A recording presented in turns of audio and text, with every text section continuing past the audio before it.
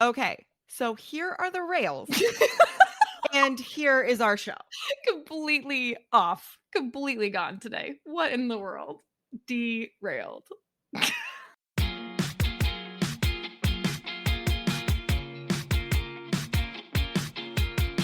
Yay, you're here. Welcome to the CK and GK podcast. Let's get going.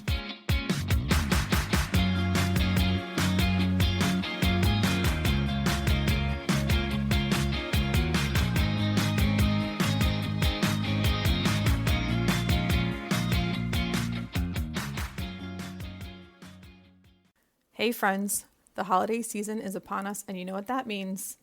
Yep, you've got to travel with kids. So, with that in mind, here's the replay of our Traveling with Kids episode to help you stay sane whether you're traveling by air or road. Best of luck! It's Tuesday! Hooray! You're here. We're so glad. Welcome to CK and GK. We're so happy to teach you all the things that we had to learn the hard way. Hopefully not all the things. I mean, there's so many. Oh, goodness. Okay. So with me today is Caitlin. I'm going to nickname her Webster because she gives meaning to my life. Oh, how sweet of you. Well, she's got it, dude. Michelle Tanner over here. She just spit out her drink, you guys. She just spit out her drink. Yes. I hope y'all heard it. It was amazing. Oh, great, dude. I think we're funnier when we record at night than when we record first thing in the morning. Listen, it's been a long day. Y'all, we are in our jammies right now. We are. I got my blue light glasses on so that right after this, I can just take them off and go right to sleep. My husband has been out of town all week, and I am so excited to have him back. Because I miss him and stuff, but also because, I need a partner. Right. Also because it's hard. Yeah. The people who are, single parents, y'all do God's work, because I can't. Right? When my husband was gone for, 3 days in June, I nearly lost my mind. Now, granted, I didn't have school to save me, right? I couldn't send my child to school and get anything done. He had morning camp, and he was there for 2.5 hours. You can get nothing done in 2.5 hours, just FYI. Abby and I were on our own for about 1.5 years. Yeah. And I looked back on it and said, how did I stay alive during that time? Yeah. How was I a single mom for 1.5 years? Yeah, people who do that, it's not an easy task, and I commend y'all for it. Yeah, exactly. Commend In y'all. fact, shout out to right? you, Exactly. single parents. Exactly. Okay, so now we're back. All right, so as Jenny mentioned earlier, in the studio, Todd. Exactly. As Jenny mentioned earlier, she was supposed to be traveling this weekend.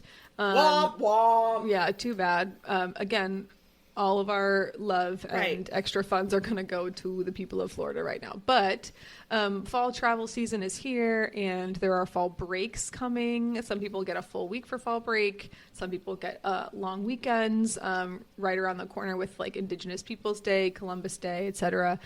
So Jenny and I thought we would give some advice for traveling with kids, because traveling by yourself is already hard enough, and then you add to it a small person who depends on you for their life. And it gets a little bit more complicated.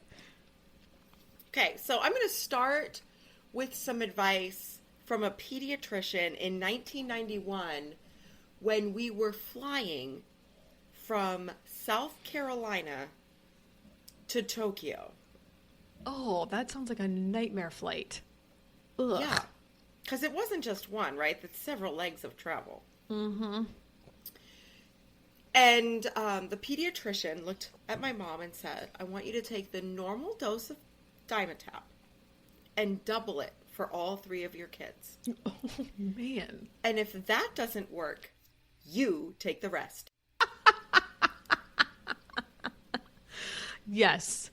I mean, because you definitely want to sedate yourself. Oh, my gosh. But also 1991. This is a different time. Oh, yeah. So I am going to just kind of highlight some ideas for traveling with children on a plane. Okay. First thing I'm going to tell you is the same thing I tell everyone. You need to get insurance. Okay. Get travel insurance. It just makes such a difference. If something happens, kids are sick, whatever, you know that you're covered. So if that's something that you can afford to do, get the travel insurance. Again, if you can afford to do it, book a direct or a nonstop flight, right? Book your seats together. Do not rely on the kindness of strangers. It's not reasonable to expect that people will give up their seats so you can sit together. Yeah. If you are flying on an airline like Southwest, that's pick your own seat, do that check-in as soon as you can. Yeah. And or if they pay to have offer it done for you. Right. If they offer for boarding early, board early.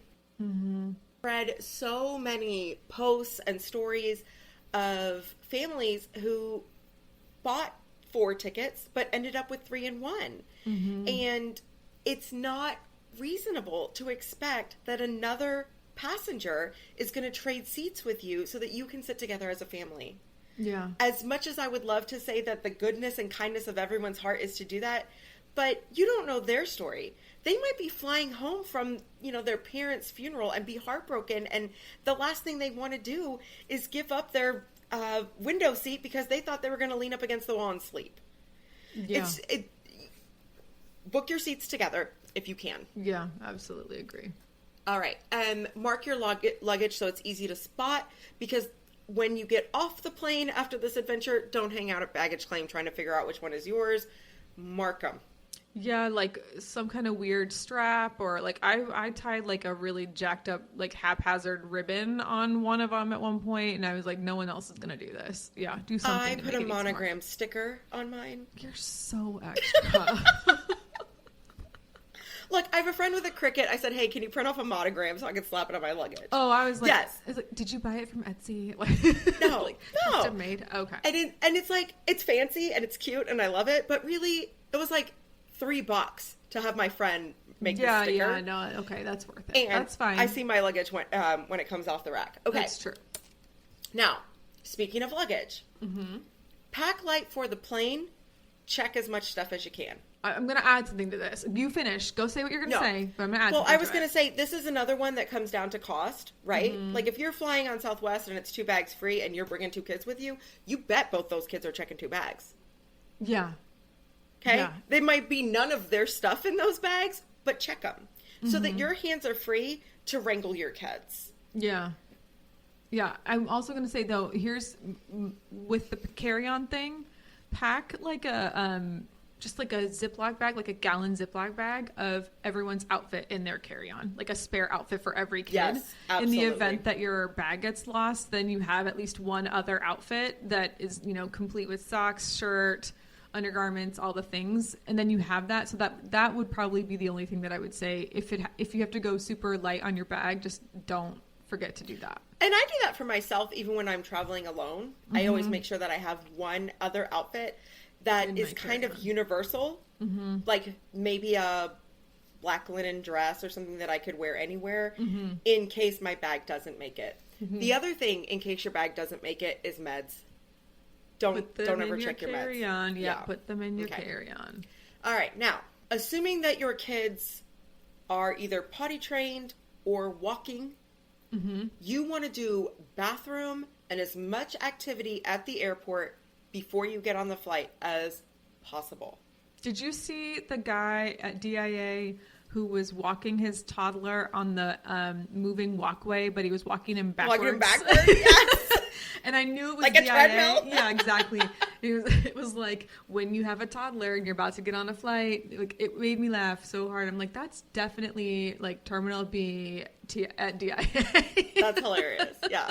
That's awesome. Play the I Spy. Play the scavenger hunt. Do a progressive dinner and say there's 5 different restaurants in the airport and we're going to go to each one and try something different. Let's taste Maybe test you're all getting of drinks. the fries. Yeah, exactly. Okay. I'm into it. That's a good idea. If the kids are older, and you happen to be in an international airport, go to the duty-free shop and play Supermarket Sweep. Who can find the most expensive item? Who can find the funniest item, the weirdest thing, the most fake item, right? Oh, like, here's a my gosh. sweatshirt that says, welcome to Austin, but it's clearly, like, just screen printed on there. It's not Austin at all. Yeah, Okay, I like it. so assuming that you've gotten some of their energy out, get on the plane and sit where you should, Yeah. not where you want. Yeah. If your tickets aren't right, if you didn't get the seats together, whatever it is, sit where you should.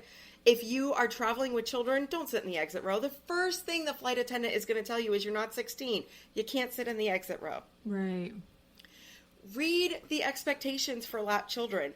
The flight attendants do have to come and have a talk with you about how to do your lap kids, but go into the experience with the knowledge that you're not surprised by any of the expectations. Y'all, I know that we have told you this over and over and over again in all different ways, but do your homework, right? Don't go in blind. Yeah, I have to say the lap thing, you think that it's going to be a great situation. If you can afford to buy the other seat and put the car seat in the seat, I would highly recommend doing that so that you have your hands free during the flight. It's not easy to have a kid on your lap the whole time. I flew with my son when he was little a lot.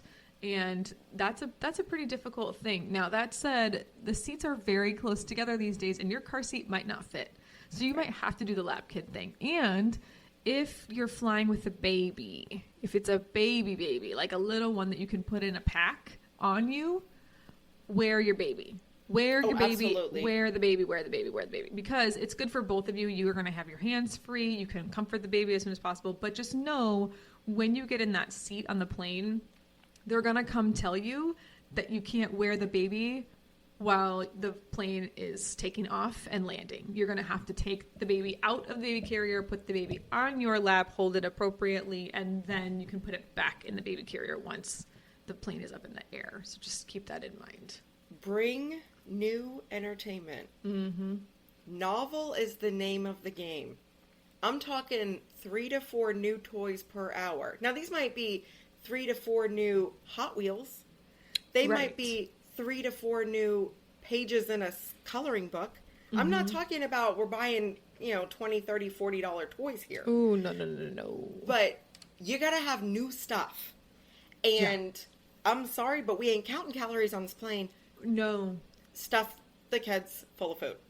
This is good for a couple of reasons. One, I mean, we all know that snacks make everyone happy. Including mommy.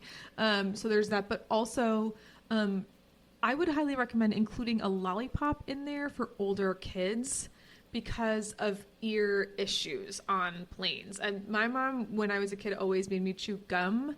But some kids, like my own child, if I give him a lollipop, he bites it like pretty quickly. The patience just isn't there. I don't trust him with gum just yet. So, lollipops would be good for that. And if they're not good with lollipops, snacks are going to help them keep swallowing. With the ear pressure. Yeah. So it'll help them with the ear pressure. So snacks are really intentional here.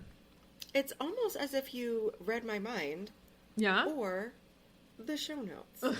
I swear I didn't read the show notes. Because that was the next thing I was going to say is lollipops are great for takeoff and landing. Mm-hmm. And if your kids are old enough, talk to them about the ear pressure. Mm-hmm. Let them know what to expect and say, your ears might hurt a little bit. They might pop. Teach them the Valsalva maneuver where they hold their nose and pop their ears. Mm-hmm. But, I hear Daniel Tiger in my head, when we do something new, let's talk about what we'll do. I mean, tell them what to expect. Okay. Also, when you are packing, one of the things you should not bring, by any means, you must leave your pride at home. Oh, I was like, what item? Okay? Your babies or toddlers are gonna cry, and that's okay. Yeah, they're right? people. They're people. People and they're are little gonna people. judge, and you're gonna get judgment from others, especially those who do not have young children. It might be parents who have older children and are like, oh, well, my baby never cried on a plane. Yes, they did. Or it might be people who have not had children. Or it might be people whose children are old enough to have children of their own. It doesn't matter. As long as you're trying, you're golden. Right. I'm doing the best I can. And that's Right. all we can ask of you. Right. Babies cry on planes. Toddlers get restless. Leave the pride at home. Don't worry about it. It's normal. Yeah. If you can nurse or feed during takeoff and landing, go for it. Mm-hmm. And unless Benny Benadryl is coming on the trip, don't expect that your kids are going to sleep on the plane. Yeah, that's a hard one. I've tried. I mean, when Sam was a little baby, we would expect nurse and then sleep, right?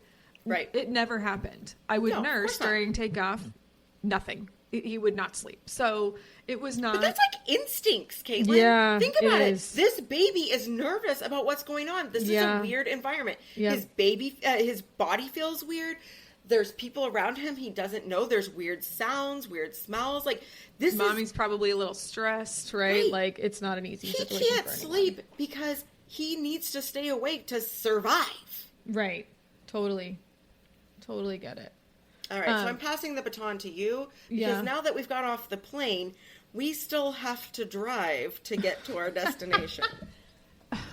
The driving part is, some people think it's going to be easier. It's not necessarily easier, right? And now I have only done short road trips with my child. We're talking like an hour to like 5 hours max. So I really am coming from that place. So I did get a little bit of help from a couple of websites, which I'll make sure to link in the blog post for this show notes page. But Wait. You've never driven to Nashville for a day trip? no, I'm good. The longest road trip I've ever taken was when I drove from Austin to my family in Denver. And it is a 14-hour drive that I did in one day. I did it by myself. And 11 of those hours were in Texas. I spent an hour in New Mexico and then 2 hours in Colorado, but the rest of it was all in Texas. And if that doesn't tell you how big this state is, then I don't know what will. So, In 2017, when the total eclipse happened, we drove to Nashville to see it, but we I didn't remember get this. we didn't get a hotel. I So we remember drove also 14 hours Yes. to Nashville, stayed in town for about 6 to watch the eclipse, then turned around and drove back. I remember this. With I remember the when you kid. did that. I remember when you did that. Oh my gosh, I can't. I had forgotten that part of it, but oh, wow. So dumb. I think you like came to work pretty quickly I right did, after that I too, did. and you were we wiped arrived out. with 30 minutes, enough time Yep. for me to shower and come to work. Yep, you did, because it was over a weekend or something, or it was like The eclipse happened on Monday. Yeah, and you were back we at drove work on Sunday, went to the eclipse on Monday, drove Monday night to arrive at school on Tuesday morning. Yeah, you were back on Tuesday morning. Stupid! Oh, yeah, not the best decision you've made, but I know why you did it, so it's okay. So, I'm just gonna say, I hope you left early when you did that trip. It was super late, but same idea. Yes. Oh, okay. So the reason that I'm saying leave early, or I guess super late, is that you want your kids to be sleepy. Mm-hmm. So the sleepier they are, the better for you. One, because obviously you don't have to, deal with nightmarish behavior during that time. But also, it helps them when they wake up and they're like, "Oh, we're that much closer." Like it just shortens the duration of them feeling bored. Very psychological. Exactly, in the car. Stay organized with what you're packing as much as possible. Keep things that you're going to need either in the cabin of the car with you, or make little stashes of things that you can put in front of you and around, easily accessible. So things like suction cup shower caddies that you can stick onto windows to have kids have an extra storage space. I think That's is a really brilliant. good idea. If you have an over-the-door shoe organizer, you can just get them from the dollar store and kind of cut them in half and have one part go over one seat and one go over another, and the kids can store their stuff in there. Or you can go a little bit more hardcore, and there's some good ones on, various websites. And I'll link one that I have in my car that is helpful for staying organized with things like that. Oh my gosh. You know what we did with one of those shoe organizers? I'm so proud. We hung it over our pantry door and we use it for our to-go coffee cups and water bottles. That's smart. When we had a bigger pantry than we do now, when it was like a full closet door, I used it to put spices in. Oh, that's clever too. And now I use one on the back of my laundry room door, and that's where I put cleaning supplies. Very smart. All right. Thank you. Continue on. So yeah, you could just cut one of those up and put them in the car and on the seat in front of your child. Again, you're going to need to bring entertainment. And I recommend varying this up a little bit. So we're talking visual and audio. If your child can handle motion sickness issues, if they can watch movies, I would highly recommend. If they can't, audiobooks are a good alternative. Songs or playlists that they really like. If they can play video games because they don't get motion sickness, that's another good option. Bring some non-tech ones too, because everyone's eyes get tired, even kids who are addicted to screens like my own. So drawing materials, you can make little Lego sets that would be good for fitting in the car. You can just put them in a little tiny box and have them use those. Things like a travel desk. You can go to a craft store and get like an over-the-lap desk. Really inexpensive. Some of them have like a cup holder and everything. So or like a little pocket that lifts up and you can put materials inside. Exactly. That's a really good thing to have. We bring that every time we go on a road trip with my son, and it works really well for him. And I would consider also as a backup for when they're bored with entertaining themselves, bring some family games. There's some really good ones. Like you can just play inexpensive license plate game, Mad Libs, I Spy, Scavenger Hunts. They have like kits for the road that you can do, or you can just make it up, right? On your way. You can play My Cow. What's My Cow? Tell everyone how to play. Okay, so as you're driving, if you see a herd of cows, the first person to call, "That's my cow," gets that herd. Now, every herd counts as one cow. Okay? So, and we like what we if there's like a horses. loner that's like off in the side? That can be one. Okay. If it's divided up by fence. Okay. Right? That's how we play. If there's a fence, then it counts as a herd. Okay. So you can count your cows. We collect horses, tractors, barns. Like we get kind of ridiculous with it. But if you drive past a cemetery, the first person to say all your cows are dead kills off all the other people's cows. See, this is a fun game. I like it. That's a good one. Okay, so I would highly recommend family games like that just to keep everyone sort of sharp. So the other thing is, if you have multiple children, you might poo-poo this idea, and that's okay. But sometimes kids can entertain each other. So if you have rear-facing kiddos, put them in the middle row, and then have your kids who are front-facing face them, and then they can talk to each other and entertain each other. And you can also do it so that big kids can sit close to grown-ups, and then they can be the ones who help out when needed. They can be the ones who pass food around, snacks, stuff like that. All right, so there's a lot of things that you can do to entertain your kids. Tons of great websites. So I linked a couple that you'll be able to find in the blog post for this week. I just mentioned snacks. I did as well. Oh, you did? Yes. I've got a couple of links, like 10 things to do on planes, 13 different things to do at the airport. Some of them I do not endorse. Yeah, me too. But it's a fun article to read, and you can decide what's right for your family. Right. The reason that I have these linked is because there's at least a few where I was like, yeah, that's a good idea. Right. That's me too. So, yeah. And some people are just more extra than I am. That's just all there is to it. So I mentioned snacks and big kids helping. You need to plan ahead with snacks. It's the same thing as being on a plane. And FYI, on a plane, you can bring snacks for kids, even if they are liquid snacks like an applesauce packet or whatever. You just have to show them to TSA. Like they'll scan them and it's all fine. In a car, doesn't matter. You just need to have as many snacks as possible. I highly recommend like a bento box, or I've seen tackle boxes for the people who are using for snacks. I thought it was a really smart idea. Or like those craft like thread boxes that you can use. I call it, at our house, we call it Big Snack, and we'll put a bunch of like little different snacks and foods into an ice cube tray that has a lid. So we do Big Snack. It's like a baby charcuterie board. Really, we just call it a baby shark board. Baby shark. I don't think my children know that shark stands for charcuterie. No, they don't. It's just baby shark board. Right. Well, we don't call it a charcuterie board for him either. We just call it Big Snack. But like we'll put like a nugget in one and like ketchup in another. You know what I mean? You just kind of mix it up. But obviously for a road trip, please don't put nuggets and loose ketchup in a baby shark board. Okay.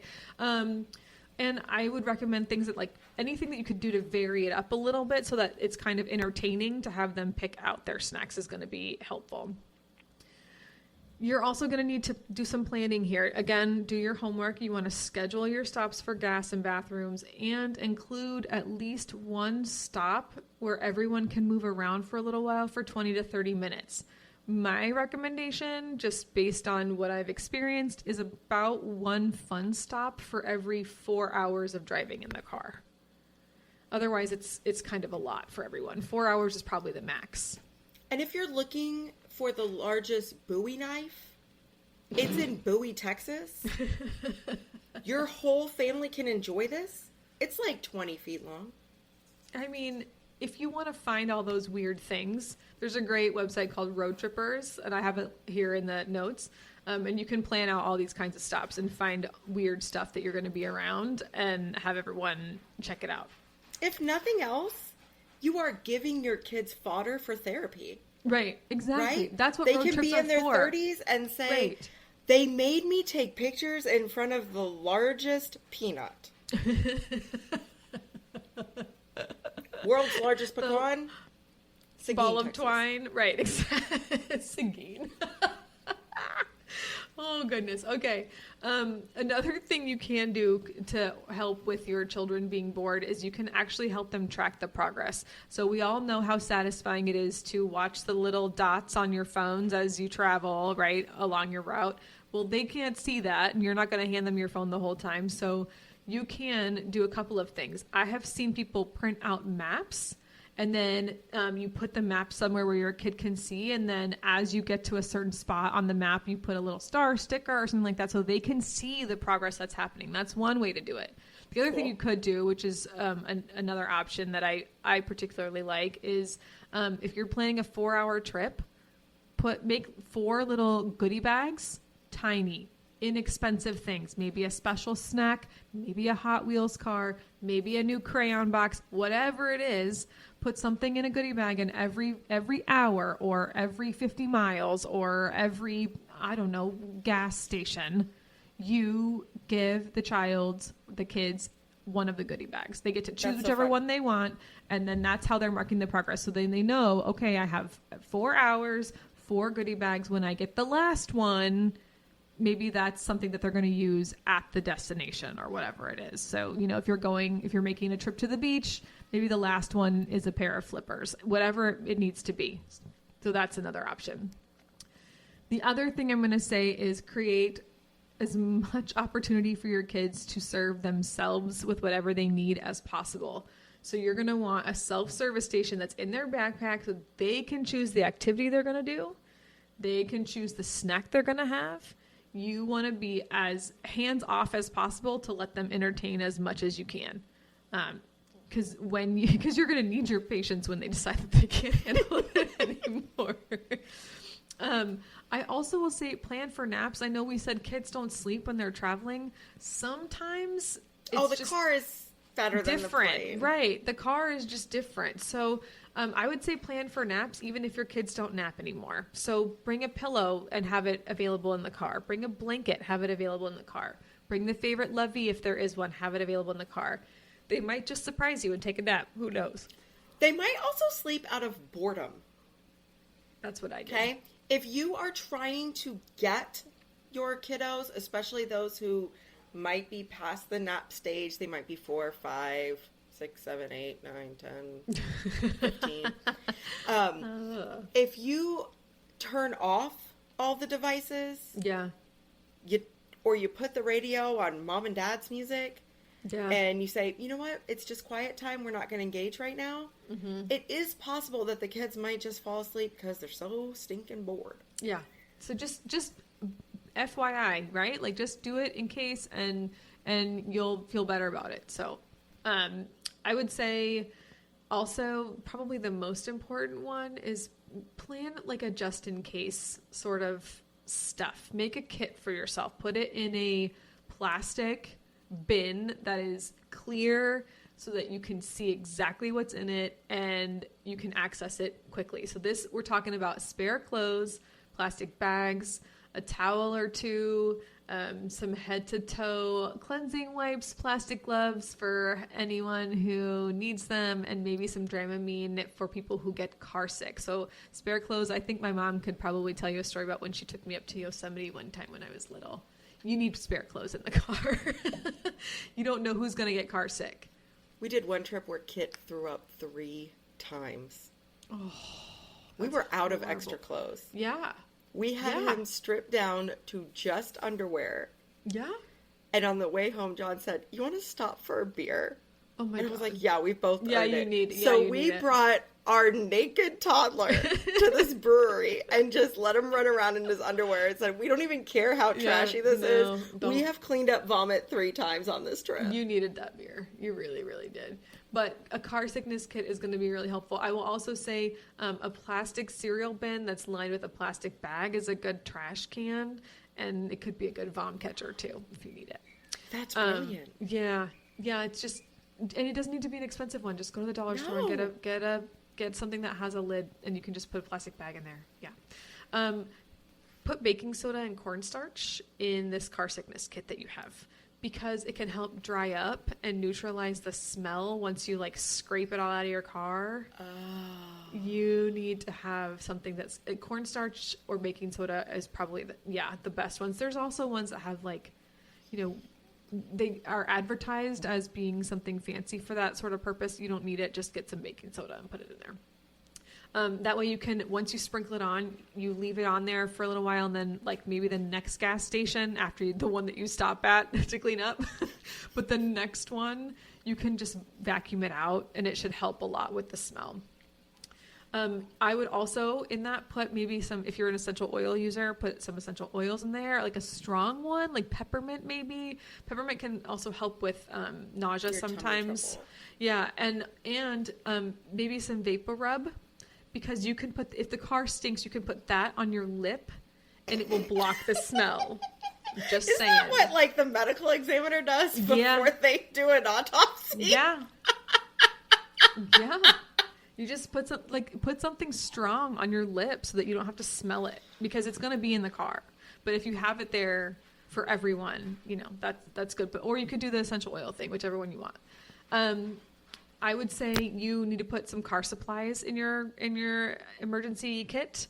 Things like jumper cables, fix-a-flat, trash bags. Also, if you haven't already thought about it, go get your car looked at a few days before you go. Have them check tires, have them check heating and cooling, oil change, all those things that you need in order to be prepared so your car's in the best shape possible. And I would also suggest pack a one-night bag. So this is like a set of PJs and one complete outfit, and put it in like a gallon baggie, kind of like what I said to do with your checked bag. And that way, if you have to stop overnight at like a hotel or whatever while you're making your road trip, you can just take in this one bag with your toiletries, and you don't have to unpack every single thing that's in the car. If you don't want to do that, some people want to, because they don't really want to leave all those things in their car overnight at a hotel, and I would understand that. But if you feel okay about doing that, you know where you're going, or you know you're going to have covered parking or whatever. Sometimes a one night bag where you just bring that in and not everything else can be really, really helpful. So that is helpful. Yeah. One more thing I would say, and this is because I'm Gen X, a paper map. If you're going somewhere where you know you're going, no worries. But I took Abigail camping in the Davis Mountains a few summers ago, and getting to our campsite, we went through several parts of the state where there was no service at all. Very true. And while I knew in my mind where we were going because I had read the directions and I had seen them on my phone, it was very calming to my anxiety that I had a paper map.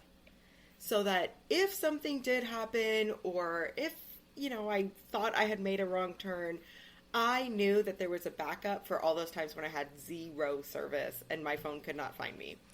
If you are someone who cannot handle a paper map for whatever reason, maybe you can't read it and you're spatially challenged or whatever it might be, if you are on your phone and you load the area that you're going to be in where you know there's no service, if you load that part of the map onto your phone, you can use it in offline mode. So there is a way to do that. Yeah. Like let's say you load it when you're on Wi-Fi and then you disconnect it because you're roaming or whatever it might be. You can actually turn that map feature on so that you can still use the GPS and it will still follow you. But what the issue is, the no service issue is because you can't load the map when there's no service. So if you load it ahead of time, you can use it. And I've learned that in international travel. So that is a thing you can do. But those are my tips for being in the car. There are tons of websites that Jenny and I are providing to help you actually, manifest all of these things, manifest the good vibes for your trip and do your homework ahead of time and all those things. So we're providing those to you. Check out the blog post for this episode to see all the details there. Yeah. And remember, it's a trip. It's not a vacation. Right. It's not it's not going to be relaxing. It's a trip. You're making memories. You might be on vacation once you get there, but you got to take a trip to get there. Right. Traveling with kids. You can do it. Just humility is your friend. Humility is your friend. Well, speaking of friends, tell your friends. Tell our friends. Rate us, review us, like us, subscribe us. Do us on, find us on all the places. Do all the things. Do all the things. Do us. Oh my God. And make good choices. Oh, and snacks. Snacks are your friends. Get the snacks. Okay, bye. Bye.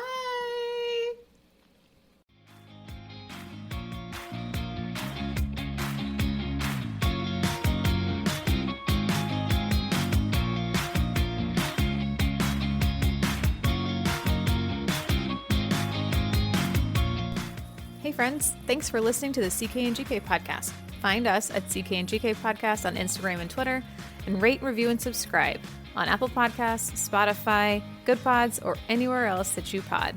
See you next time.